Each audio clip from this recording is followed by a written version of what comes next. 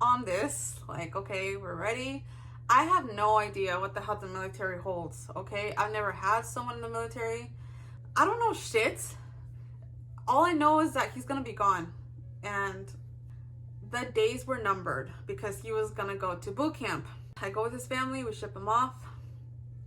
And for the next 3 months, no communication except letters. That's what he told me. And I was checking the mail all the time.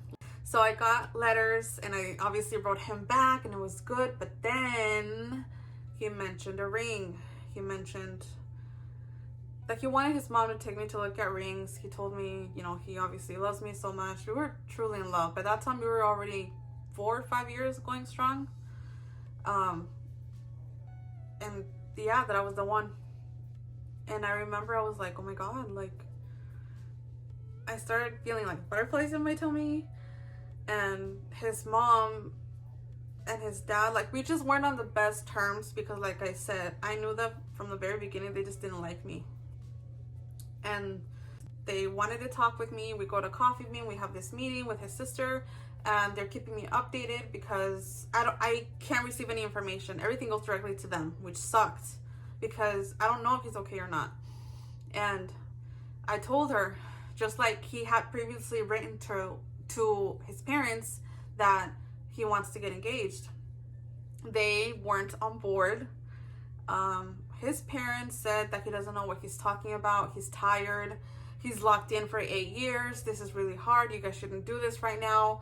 Basically, that everything he told me, these beautiful romantic words that he can't wait to spend the rest of his life with me, blah, blah, blah, that it was BS.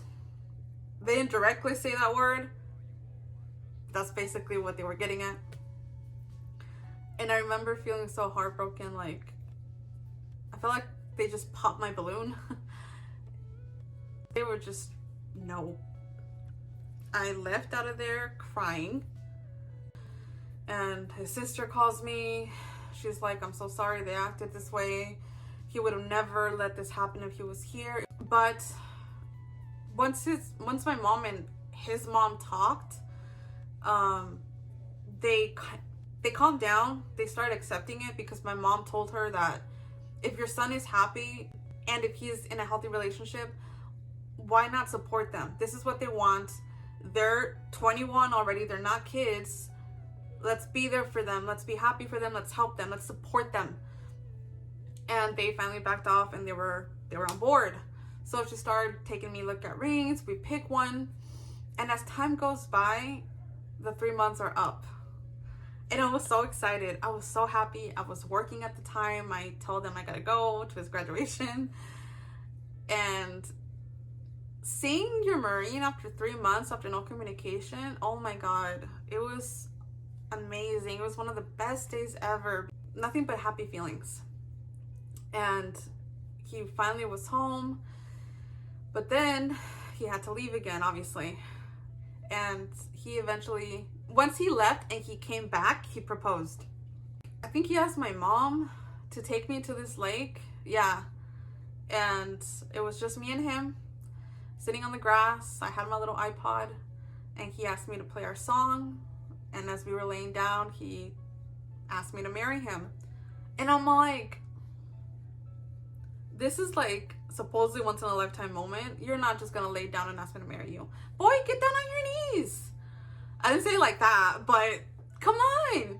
And he got down on his knees and then he asked me. It was a funny moment now. And we were engaged. From then on, it was like crazy because obviously wedding preparations, you know, was good. And then we got the word that he was getting deployed. This was like my worst fear from the beginning. 7th month tour in Afghanistan. It sucked ass. I freaking cried the second he told me, like, please, no, no, no, no, no. And I ended up quitting my job. I moved to my tia's house in Fullerton. And I was living off my savings because I want to be closer to him. I wanted to be with him. I wanted to make his last months here before he left as happy as possible. I got us a Disney hotel. We went to Disney, I think it was for the weekend. It was amazing. We had so much fun. It was it was great. Like I said, I was trying to do everything I could so when he's out there, he can remember these moments and motivate him to come home to me. So the months pass, the days pass, and it's time to say goodbye. We go to Camp Pendleton, and I see like kids saying goodbye to their dads, like newborns. I see pregnant women. It's sad. Like, there's no experience like it. It's so painful. And we say goodbye to him. We see the buses approaching. He has his bags ready. And I hug him, and I'm just like, I just don't want to let go. And I don't know, I just hold on to him like, no, just stay in my arms for your sake. We kiss, he leaves, and I remember like screaming his name one more time, and I run to him, and I hug him again, like, and I just tell him, please come back to me. Please come back safe and sound. And he leaves. And I get in my car and I go back, and I was devastated. I was so sad. I'm telling you, y'all don't get it. Unless you have someone in the military, you will never understand. That's, to me, one of the hardest things a person can go through.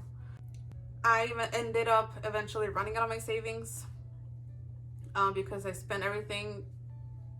Like I said, I wanted to make it count. So I ended up moving back to Arizona, getting my job back. And the wedding was still on, so his mom was the one that helped me with everything. That basically took the role of a wedding planner. She was great, and I was really grateful.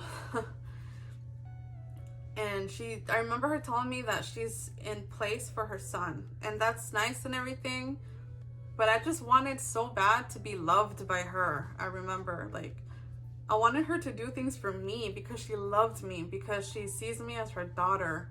That was one of our biggest issues in our marriage. I never got that approval, if you will. So we were Skyping.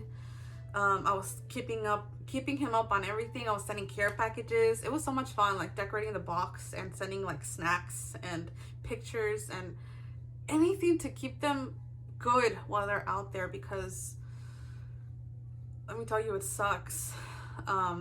Once you get the phone call from them, it's like nothing else matters. Like, the world stops.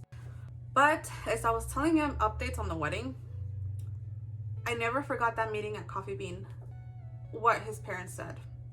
Maybe you guys should wait until he's done. Right now, the military comes first, da-da-da-da. And I'd be lying if I said they didn't get in my head. I was like, oh, fuck. Are we doing the right thing? Like, damn. Are we rushing? Like, I started questioning it, like, and I remember I asked him, like, would you wait? Like, are you willing to get married once you're out? Obviously, nothing changes. We're still together, of course. Like, that will never change what I was thinking at the time. But are you willing to wait? And he said, I don't know. Let me tell you, the second he said that, oh, fuck. Okay, fine. Now looking back, that wasn't a good answer, obviously. When you love someone, when you truly love someone, you're willing to wait until the ends of the world, as long as it means to be with them forever. And it's not like we were gonna break up. Like, we were still like this, I'm telling you. That was not gonna change. It was just the title. But he said that, and we finally get the word that they're coming home. I was so happy. I got a poster. I wrote like the biggest sign. And I stayed in a hotel just so I could be here for his homecoming. I was not gonna miss that. Now, I remember, like, I got to Oceanside and I was so exhausted. I didn't eat. I was so tired, but I remember I left. It was already night. And I drive to Camp Pendleton. It was dark as hell, but I didn't care. I wanted to triple check the location where they were going to come home because I was not going to miss it. And I see the location, and then I drive my ass back to the hotel, and then I finally get some sleep and eat. And then I get up the next day, I get so cute. And it's like, when they come home from a deployment and you know that they're safe, oh my freaking God. There are no words at all. We get there, we see the buses start coming, we see everyone cheering. I bring my big ass sign and I start holding it up like, you know, like this. And I remember it said, I am here just like I promised I would be. And it was my nickname for him at the bottom. I was just like looking around like, where is he? Like, you know, I was like going like this. I was trying to do anything so I could find him. Kind of like a Titanic moment, like not to be corny, but you know where they're trying to find each other at the end, like, and they see so many people but they don't see them. That's how it was. And I finally see him. Oh my God. I don't even remember what happened to the sign. I think I stepped on it and I just jump on him. Like, I just hold him, and I remember repeating in my head, like screaming in my head, thank God, thank God, thank God, thank the Lord that he's safe, that he's in one piece, that nothing happened to him. I was so grateful to God. I was and his family hugs him. We're just so happy he's home.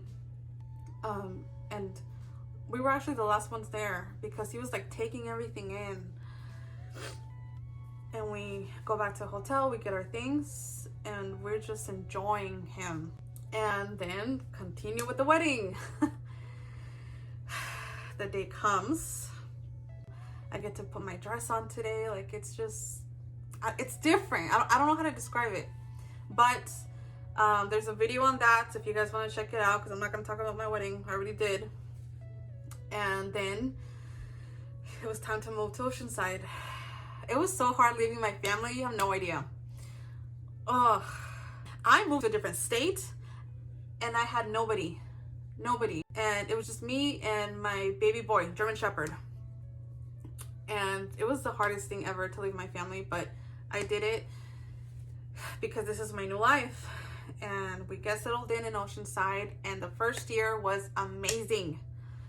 They say the first year is the hardest, but for us, you know, I'm very old school. I'm very traditional. I don't move in with the guy unless I'm married. And we've never done this before. I would pack his lunches and and write little notes, you know?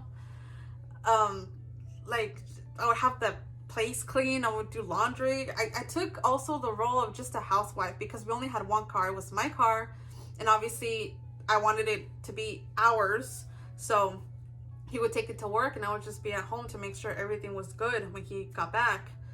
I would even make sure I look cute. Okay, I tried to look cute and smell good and all the tips that my freaking mom kept telling me. So the first year was great. But then the second year and third year was hard. Those were the hardest because Marines, obviously, they're gone all the time. And one of the issues in our marriage was he wanted me to stay home. Partly I get it because I'm your wife. This is our home. But at the same time, you're not here. So I would drive back to Arizona with my dog and be with my family until he came back. Because I do remember feeling very scared, especially at nights when I would take a shower. Thank God nothing happened. Thank God I had my baby. He was a big ass German Shepherd, and if it wasn't for him, I don't know what I would have done. But yeah, things started getting a little bit bad, more bad, because he would hang out with his homies a lot, and being a Marine, having your other Marine buddies, like, obviously they understand what you're going through, but I'm your wife, like, I'm here to listen. I may not get it, but like, we're one, you know? And he started, I don't know, he was always the type of dude that he needs his friends, his homies, like, and it came to the point where he would place his friends before me. Especially with other Marine couples, he would give them their place. With me, it's always been like this. God, your spouse, your family, your friends. Your friends come last. That's the list that I've always gone by. Obviously, he didn't. And the fact that he never gave me my place, like, that was obviously a big ass issue. And with me, I'm gonna defend my man no matter what. We're one. In front of all of y'all, you mess with him, you mess with me. Behind closed doors, I'm gonna talk to him and I'm gonna be like, what's up? What's going on? Like, if I feel like you're wrong, I'm gonna tell your ass you're wrong. But this is between us, behind closed doors. This is private. I'm not gonna embarrass you, and I'm not gonna shame you and put my friends first before you. You're my husband.